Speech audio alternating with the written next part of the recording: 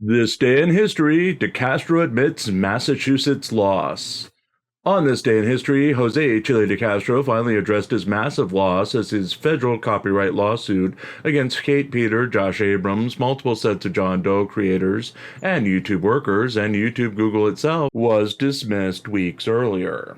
Calling it a victory, DeCastro explained that he was going crazy defending lawsuits in multiple states and jurisdictions, and that it was better that the case was dismissed in Massachusetts, as he wanted the case dismissed for 6 months, and now he could pursue charges against everyone in California, his then home state, if he really wanted to.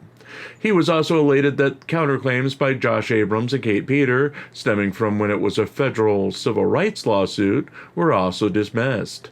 In the last year, DeCastro has failed to follow up on charges against YouTube Google, his continued primary source of income, but has continued with his refiled original defamation and harassment lawsuit against Kate Peter and others in California's Superior Court. While he's threatened to sue Josh Abrams on many occasions over the past year, he seems to be afraid of the YouTuber and has been unwilling to take him on in court. Also on this day, DeCastro threatened the Cleveland County, Oklahoma Police Records Department with a lawsuit if he was not granted access to body cam footage of Jason Dollahide's recent arrest. Even though the employees he talked to explained that there was a standard 1 to 2 week delay in releasing footage if a body cam footage request was both processed and granted, DeCastro persisted in threatening the worker with a lawsuit should he not get the footage. DeCastro went so far as to threaten to hold massive peaceful protests, petitions, and lawsuits in Oklahoma if he was denied the body cam footage. In the end, DeCastro was denied the body cam footage for unspecified reasons. No lawsuits were filed, no protests were held, no one was petitioned.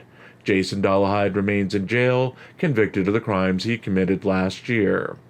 Following up on the zany world of Christopher Direct D. Ruff, the YouTuber's efforts to brigade the Mesa, Arizona Police Records Office apparently worked, as the phone number he had given to his hundreds of thousands of fans was now disconnected. Ruff was angry because the records department was requiring him to come get his records request in person and possibly be picked up on an outstanding warrant. He continued to direct his fans to brigade a new phone line he provided in order to complain about their policies. Claiming that his actions earned him 20,000 new subscribers in past month, Ruff then bemoaned the loss of his ability to own a firearm and body armor as a convicted felon. He explained that he had workarounds and carried a BB gun, and the BB gun did what he needed to in order to protect him. A year later, Ruff still has a warrant for his arrest, but eventually got his records request fulfilled after a week of brigading by his fans.